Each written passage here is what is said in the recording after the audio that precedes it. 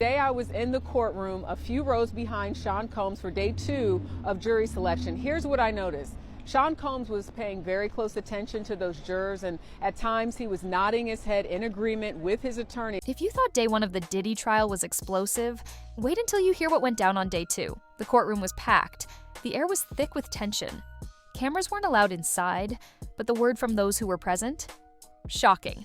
Mark Agnifilo, when he would challenge or question some of those jurors and whether they really have the ability to be impartial. A number of those jurors expressed that they have seen the video of Combs' home being raided in Miami last year, or of course that infamous video from 2016 of Combs in the hotel with his then girlfriend, Cassie Ventura. And we're not exaggerating. Right out of the gate, prosecutors dropped a bombshell. A key witness took the stand. A woman who once worked closely with Diddy, someone from inside his circle. Her voice shook as she recounted what she saw behind closed doors. She didn't just talk about drugs and money, she talked about fear. The kind of fear that follows you home, that creeps into your dreams, that makes you double-check every lock at night. She described parties that weren't just parties. They were setups, controlled environments where Diddy allegedly held all the power. Now, most prospective jurors don't have any issues, but when they do, it usually comes down to a scheduling conflict, an admitted bias, or sometimes a language barrier. But every once in a while, like we saw today, it almost appeared that some people just did not want to be a part of this jury. In fact, one woman said that she, quote, is a sensitive person who has been known to pass out and not speak coherently when she is shown. So the judge excused her. Despite some of those challenges, the judge said today that the court is making progress and jury selection could be wrapped up by Wednesday. But that wasn't all. She claimed that women, many of them young, were recruited and groomed. Not invited, not celebrated, groomed, like prey. She painted a picture of a world where glamour was used as a cover, where fame masked pain, and where those who dared to speak out were silenced before their voices even had a chance to rise. Her testimony was long. She detailed specific nights. She named names. She recalled seeing girls led to back rooms, sometimes stumbling out hours later, visibly shaken. Some of them never came back. Diddy's legal team, of course, was quick to push back. They grilled her on every little inconsistency, suggesting she was bitter, looking for attention, or perhaps even paid off by someone with an agenda. But the jury? They listened, and more than a few of them looked visibly disturbed. Then came the second witness, a former bodyguard. This man was tough, built like a tank, but even he looked rattled when he began to speak. He described Diddy's mood swings, his paranoia, his obsession with control. He said he once watched Diddy throw a glass bottle at someone during a party. In this portion of her testimony, Cassie talked about control over her career and finances, control over the appearance of her body, emotional, physical, psychological abuse, taking her belongings, staff involvement, weapons, and intimidation. She not only talks about her first freak-off, but she also mentions freak-off details. She talks about substance use and recovery, emotional impact, and blackmail fears. Simply because they didn't show enough respect. According to this bodyguard, there were safes in the mansion, locked containers filled not just with cash, but with weapons, guns, documents, and, most disturbingly, videos, secret recordings of people in compromising situations.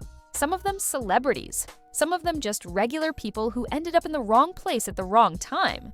The courtroom gasped when the bodyguard hinted that these tapes were used as blackmail. He didn't say it outright, but the implication was clear. If someone crossed Diddy, if they stepped out of line, there was a reminder waiting for them. A digital leash. But here's the twist. Diddy himself showed no emotion. He sat there in his tailored suit, stone-faced, barely blinking. His expression was unreadable, like he was watching someone else's trial. Occasionally, he'd whisper to his lawyers, but otherwise, he looked detached. Cassie Ventura is on the stand right here in Lower Manhattan. She took the stand about an hour ago with Combs and his family sitting just a few feet away. This is the first time the exes have seen each other in years. In terms of the alleged abuse, She told the jury he, quote, bashed my head, knocked me over, and dragged me. The prosecution started by asking the 38-year-old what a freak-off was. She replied, quote, it was just involved Sean being able to watch me and another person and direct us in what we were doing. Ventura went on to say, quote, I remember my stomach falling to my butt, just the nervousness and confusion. At that point, I was 22. As to why she went along with all of this, Ventura answered, quote, it was always in the back of my mind that I would be hurt by him. Another very important development in court this morning, how certain pieces of evidence, video, the so-called freak-offs, will be handed. Prosecutors maintain the footage was used to blackmail Cassie and a second woman known only as Jane. Prosecutors say the videos are... Then something unexpected happened. The judge called a short recess after a disturbance outside the courthouse. Protesters had gathered. Some of them held signs supporting Diddy. Others called him a predator. There was yelling, pushing. The tension inside spilled into the streets. When court resumed, the energy had shifted. The prosecution introduced sealed documents, requesting to present them in a closed session. Rumors swirled about what those papers contained. More evidence? Photos? Text messages? Nobody knows for sure. But the judge agreed, and for about 30 minutes, the courtroom was cleared. No press, no public. When everyone was allowed back in, reporters said the atmosphere was heavy, like something had changed, something big, but no one was talking. And then came the whispers.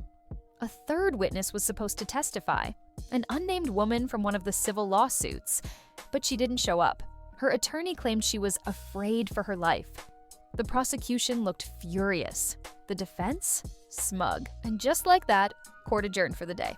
But let's talk about what all this means. Day 2 wasn't just about shocking testimony, it was about power. About the way people with influence can allegedly manipulate, intimidate, and silence. It was about the cracks forming in Diddy's polished image. The gold chains and red carpets, they're still there in old photos, but now they look like props in a much darker story. This trial is far from over, but already, we're seeing a pattern. People who were once silent are speaking up. Stories that were once whispered are being shouted. And a man who once ruled the music world is now fighting to protect everything he built. The real question is, what else are we going to learn? What else is hiding behind the velvet ropes and tinted glass? Because if this is just day 2, what's coming next? And now we want to hear from you. Do you believe the witnesses? Or do you think this is all just a takedown? Let us know in the comments. And don't forget to subscribe to the channel so you don't miss what happens on day 3. Because this story, it's just getting started. This trial is unraveling faster than anyone expected. And with each day, the truth becomes harder to ignore. The testimonies, the videos, the fear, it's all painting a chilling picture of what really went on behind the scenes. But we're just getting started. As more evidence surfaces and more voices come forward, one thing is certain: this case could change everything. So, what do you believe? Is justice finally catching up to Diddy, or is there more to this story than meets the eye? Drop your thoughts in the comments, and don't forget to like, subscribe, and turn on notifications for daily updates.